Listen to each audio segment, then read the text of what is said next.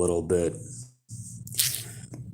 I recently discovered that I'm not the only one that's having an incredibly weird day. Um, this must be the strangest New Year's I've ever had in my life. Just being flooded with all kinds of epiphanies, like all these thoughts. I don't know how to explain it. I had this crazy epiphany today. I don't know if I want to get into it though. I don't know if I do. It seems kind of personal. I mean it is, but it it, it has to do with mind control. And something that was just like made clear to me like during, a meditative walk essentially. And it was really profound. And it has to do with layers of your subconscious mind that are attached not to repressed memories of your life here, but that are attached to the entirety of your whole being. Nigel, I am stressed. I had some really weird epiphanies and strangeness go on all day. Like I said, it was the weirdest New Year's I've ever had.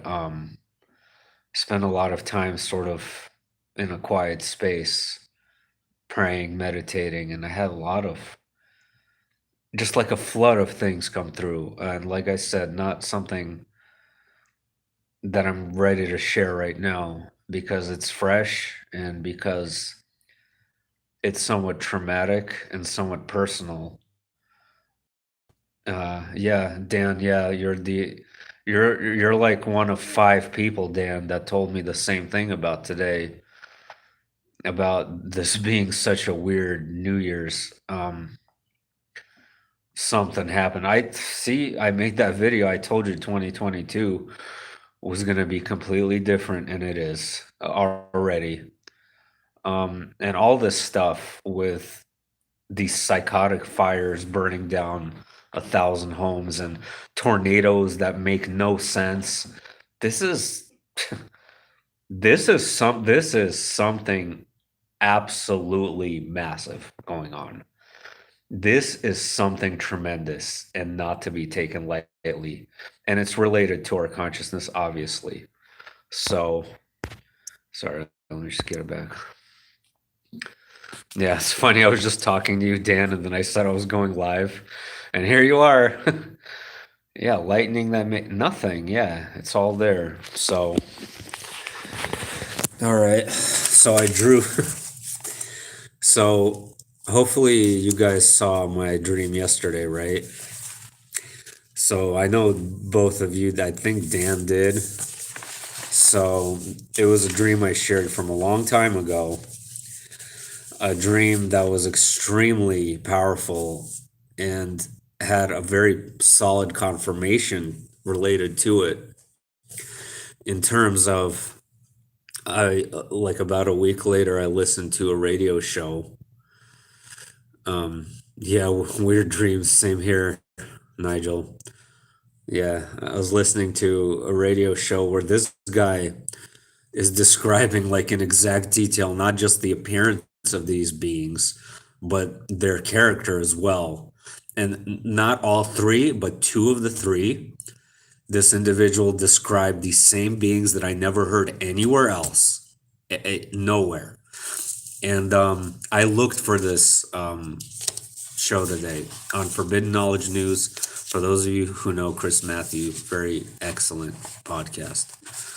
And this would be about a year and a half to 2 years ago.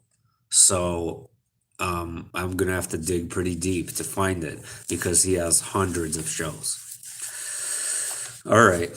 So, yeah. It's unbelievable. So here's my 5-year-old drawing of, I don't know how well you could see it. So you guys know the actor Jason Statham. Statham, the British actor, Karate Man, always playing a tough guy. That's the closest human I could think of that look like these creatures. So they're all bald, okay? Um, so what I didn't have the proper color, so they were more white than this. And they were very muscular, very, very jacked, very tall, like 7 feet minimum. Um, so when I say that this individual was describing their character, what I mean by that is that they looked dumb as a box of rocks. They had like no IQ. They were walking around like making grunts and noises, and just like I couldn't figure out what they were doing, but these were the most abundant ones in the dream. So out of the three species, I saw these the most, and they had no clothes and they had nothing in between their legs. Um, they looked plastic and they all looked the same, like kind of clone like. So what their purpose was, like I said yesterday, it looked like they were looking for something. They were in a frantic search. So, and they had big eyes like that. They were blue eyes, big blue eyes. And before I go on, let me read the chat. The most interesting dream was about timelessness and vibrational shifts. Yeah, I feel like I'm in timelessness right now. Like 20, what year it is doesn't resonate with me whatsoever anymore. It's okay. It's okay about your drawings. Indoctrination of school stumps your imagination, artistic ability. Yeah. Well, I mean, some people are just naturally not good, right? But whatever. I mean, I just wanted to give you guys an idea, you know. So these guys right here, the bats, also very tall, 7, 8 feet. Here's this. They look like bats. I mean, literally. The color is not quite right too. So they were brown and they have longer fur. So, like, especially their head had long fur and their wingspan was really massive. They had no fur on the wings, nothing, just like a bat. And they were not flying, like they were walking around, also frantically searching for something. So, if you want to take one more look at these weirdos. And it seems like the people were the most terrified of these out of all of them, but not to me. I'm gonna get to the one that I think is most terrifying. Agree, times doesn't make any sense. It doesn't make any sense. I can't make sense of an hour anymore, a minute. I'm saying if you drew, yeah, if I drew, maybe I will start drawing aliens every day for a month. Hey, John, how's it going? I'm just showing my crappy 5-minute drawings of the aliens I saw in my dream. The dream from a long time ago that I shared yesterday. So just for John, real quick, let me just show this real quick. So here's the bat-looking species. I gave him like more descriptions earlier. You might have to go back later, but and here's the Jason Statham's. Like I said, that is the closest human I could think of that looks like the muscular, bald, almost Bruce Willis like, except brain dead, like no IQ. They were dumb. And this guy in the podcast on Forbidden Knowledge News described that appearance, and he described them as being stupid. Like, what are the chances of this happening? Yeah, oh, cool. I'm glad you saw it. So the third one's freakiest. This one, I remember in the dream, this one approached me. Yeah, Jason. This one approached me really close. Like, I went face to face with one of these guys, and holographic, no. Very physical, everything. From the ships leaving the ocean. I mean, they look like light ships, that they were beaming yellow light.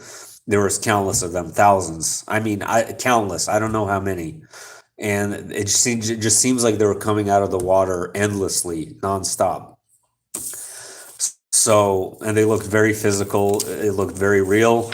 Um, and here's the spider head. So these did have some variety to them. So basically, all the bats and all the Jason Statham's looked the same. But these guys, some were muscular, some were very slender, but they all had a head completely full of eyes. They had nothing else. I couldn't see a mouth. I couldn't see ears. Nothing. Um, and they seem to have been a little bit taller as well than the other two, and they're all freakishly tall, like giants. Um, and like I said, I can't emphasize enough the hysteria that was taking place and the screams from the people. And it made it even more bizarre when it didn't seem like they were doing anything to them. Like they were just searching for something specific, which really bothers me because I want to know what they're searching for.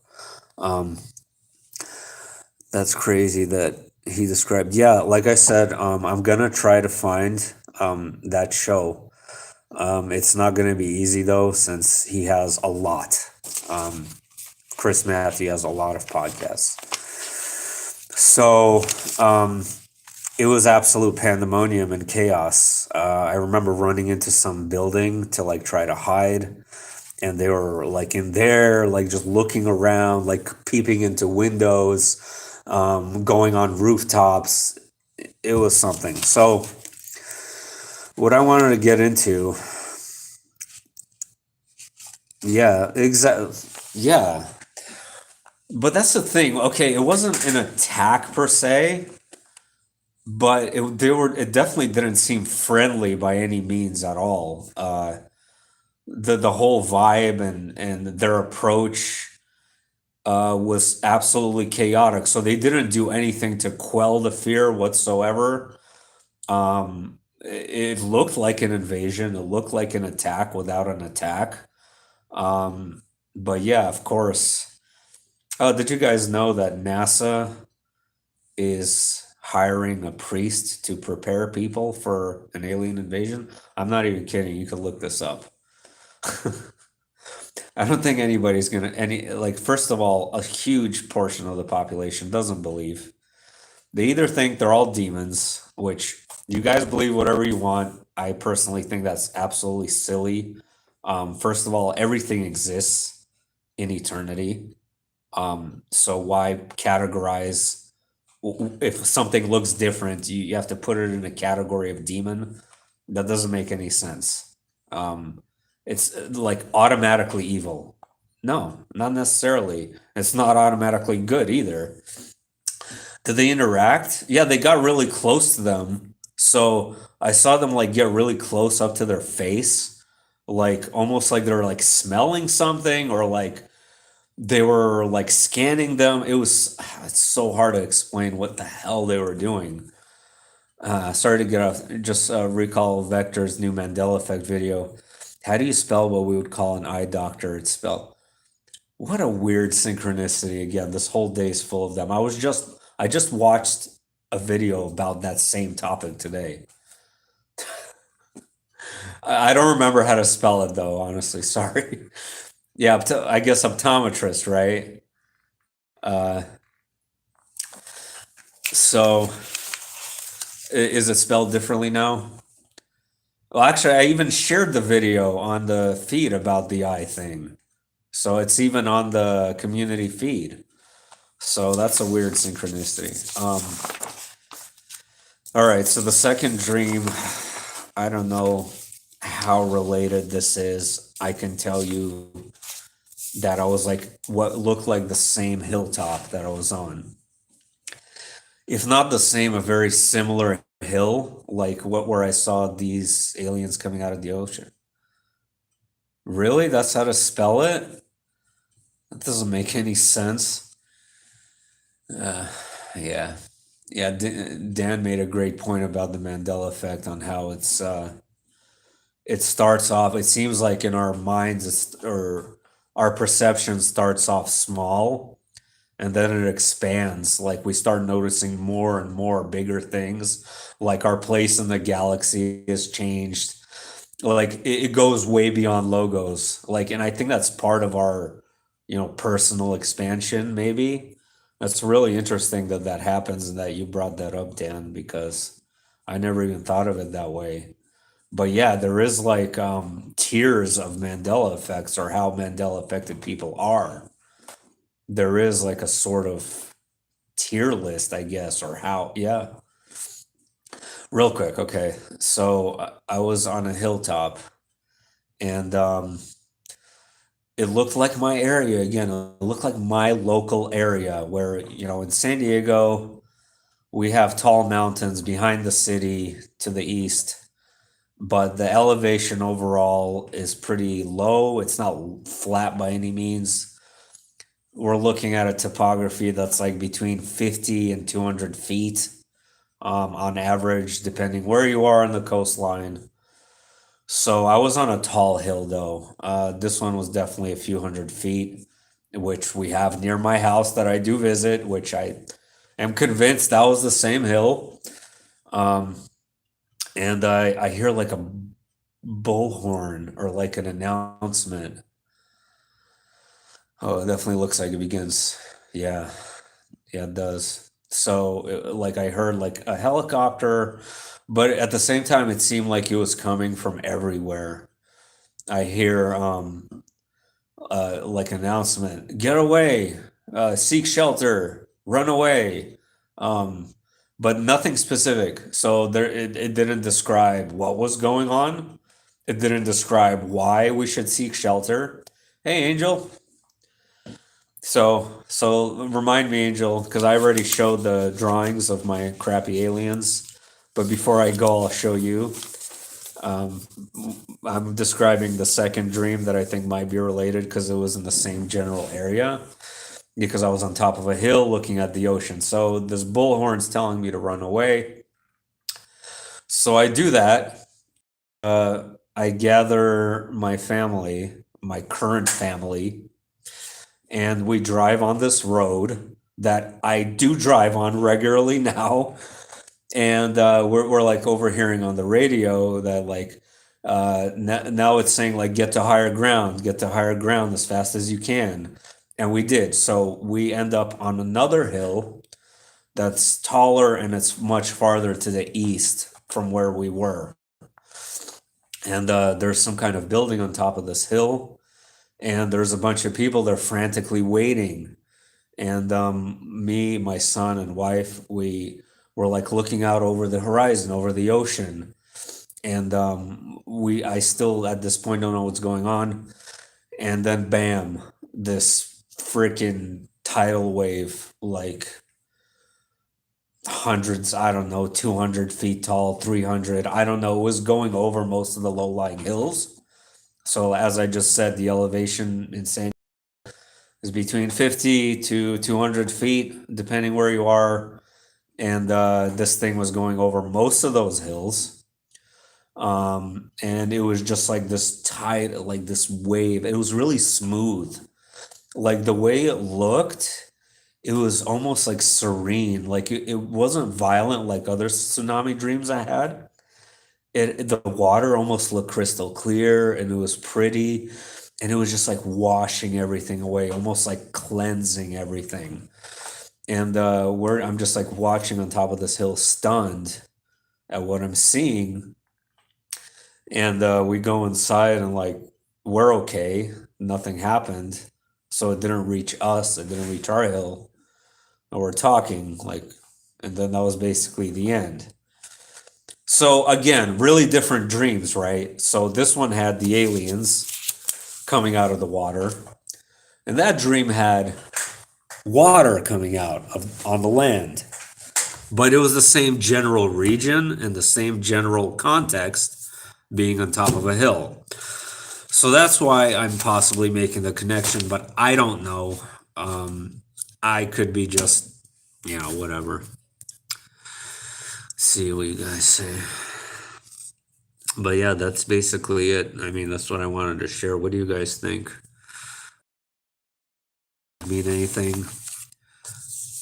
They are smooth and energy movement. Yeah, it was very energetic and smooth. Yeah. But however, I've had very violent tsunami dreams too that wasn't smooth whatsoever. So, I mean, this one was quite different. Um, Hear me out. This is a theory. They are alien crisis actors. They are real, but are part of a galactic psyop. Oh, I like that. Um, a test to see who is in fear and who is curious. Ooh, I I think you're on to something. Angel says the ocean has always scared me. Would never live by it. I live 3 miles away. I love living by the ocean. Actually, feel very grateful for it. They do not push a large line of water, not like crashing waves. I think Nigel is really onto something, because what is this kind of test about, right? To test our spiritual stamina, so to speak, right? Fear is a very big one. We talked about this on a video a few days back on Christmas. Fear and terror is a tool they kind of use to test the soul and to terrorize the soul too. Is it right? I mean, I would say it's extreme in many cases, like things that should have limits, but they don't. But I'm not going to get into that right now because that's not what I want to talk about. But on that point, Nigel, so especially the Jason Statham's. So Angel, here you go. I'll just show him right now. Some will believe it's the rapture. Yeah, that's why I was talking about an alien rapture the other day. Exactly. So their form we associate religious or fear. I don't know. Okay, so the Jason Statham's. So these were the fakest looking, right? So you said crisis actors. Out of the other species, this guy right here, they looked plastic. Like I said, they all looked the same, so they were clone-like. So you could be onto something there. These guys, this is for Angel here. These guys, the bats, however, looked very organic and very real. So I don't know. And these guys also looked sort of fake, but they looked like living beings. So the spider heads. I don't know. I think it could be a mix of both, Nigel. I think anything's possible. So we'll find out. Or not. Maybe it didn't look like a fun time, whether you're in fear or not, though. I'll tell you that much. It was not a good day. But hey, it's exciting, though. It was definitely exciting. That's why they were sent with distinct separate characters. Yeah. Alien rapture, right? I don't know. Hey, I'm open to all sorts of possibilities. But like I said, in terms of alien species and the existence of alien life, I'm not at all close to that. Obviously, you guys know the size of the universe and what eternity in general, the singularity having eternity to create eternal numbers of beings. So why not? Everything? I mean, there's walking, talking brooms and refrigerators in some universe somewhere. There's walking, talking peanut butter cups in an antimatter universe, because why not? Because it can be. I mean, look at what is the show? Rick and Morty. Or I think Rick and Morty have it right. All this ridiculous nonsense that they show actually exists, probably. Yeah, I barely trust myself too. I hear that loud and clear. Struggle. It's a struggle. All right, I'm going to go in about a minute or two, guys. So real quick, anyone besides me and Dan have vertigo or other strange symptoms? Like I said, I talked to a couple other people that did, Dan. So I don't know about here. I definitely do. I woke up feeling exhausted, like the life was knocked out of me. it was a feeling like, I mean, yes, I've been working overtime and sleeping less, but still I've done that a million times. Nothing unusual whatsoever. So to feel that exhausted, Angel feels sick. Okay, so my mother-in-law has had a temperature now for like 2 weeks, and we keep telling her to go to the doctor. My son was sick. My wife was sick. Father-in-law. Yeah, I mean, I don't know if it's the O variant. I don't know what it is, but something's going on that's making people feel really weird and sick for sure. Yes, things alive are made more of an atoms than living ones. Yeah. All you guys made some really great points. I appreciate it. That's why I wanted to do this live stream, because of, unique insights like this. It's like we have this grand puzzle we're trying to solve.